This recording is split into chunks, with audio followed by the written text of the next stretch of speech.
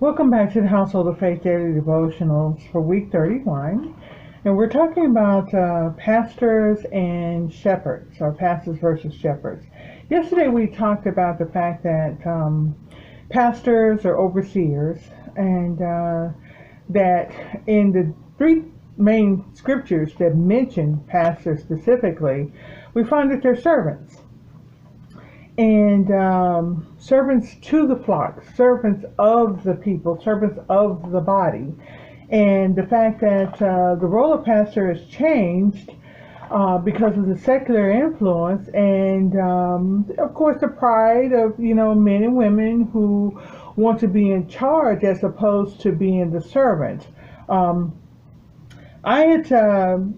As I was looking at the different words that are used, pastor, as I said, overseer, and it's not a role of just one person, it's a role of many.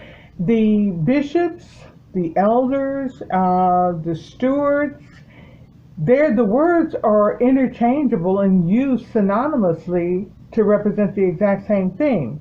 Now, when I was looking up, I said I was going to look up some of the scriptures and definitions of it, and Paul said clearly, 1 Timothy chapter 3, verses 1 through 7, he lists the qualifications for, the leaders within the church, and also in Titus 1 and verses 5 through 9. So when I really began to look at it, it says that the overseer, their primary function is to care for others, not to have a position of authority.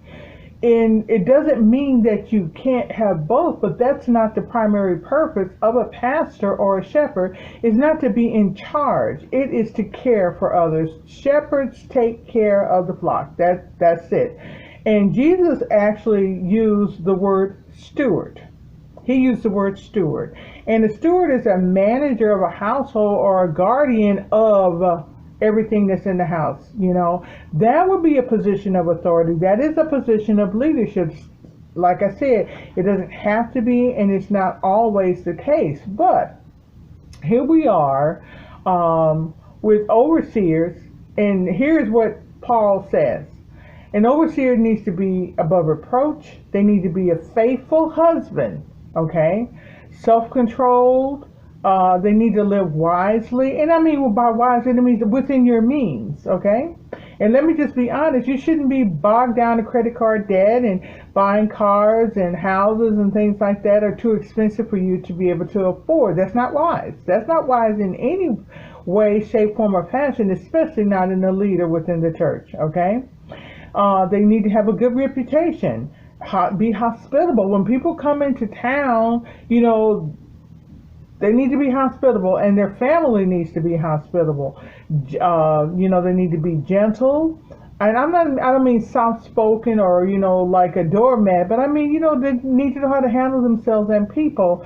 A light drinker. Paul says, not to be a drunkard. And I'm not telling you that you can't drink. What I'm saying is that you need to be a light drinker. If you're going to have some wine or a beer or whatever, a cocktail, whatever you're going to have, you shouldn't be getting drunk. And that should not be your purpose to get drunk. Okay, that's what I'm saying. They need to be peaceable. And like I said earlier about credit card and debt, no money worries. That should not be your primary concern. Should not be about money, earning enough money, making enough money, and things like that. And you need to manage your household. Your wife needs to know how to talk to people and how to treat people, and your children, same thing. The sad thing about most pastors' kids are the worst kids in the church, in a lot of areas. And then they get treated special because they're the pastor's children. Let me be honest with you.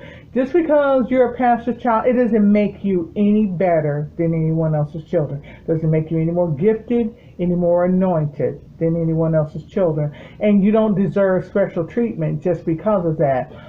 That person who comes in faithfully and sits down and manages their children, those children should be treated just as well as some pastors' kids. And I'll just be honest about it, because you these children grow up with an idea that they're special and that they're above someone else's child, and that's just not so.